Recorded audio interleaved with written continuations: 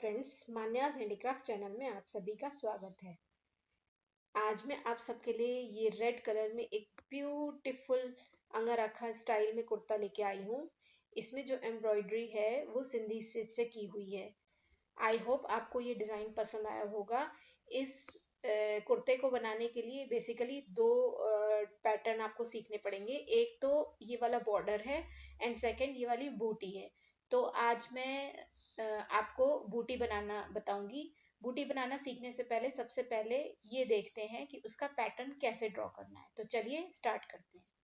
इसके लिए आप एक ग्राफ कॉपी या एक मैथ्स नोटबुक की हेल्प ले सकते हैं।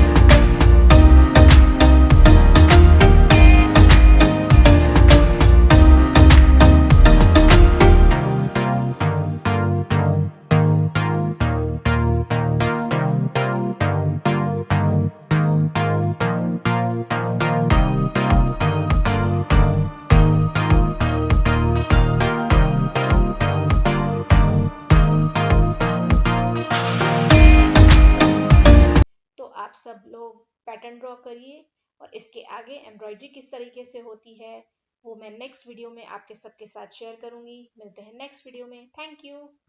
अगर आपको मेरी ये वीडियो अच्छी लगी हो तो प्लीज़ इसे लाइक करें, मेरे चैनल को सब्सक्राइब करें और अपने फ्रेंड्स और रिलेटिव्स तक इस वीडियो को शेयर करना ना भूलें। Thank you.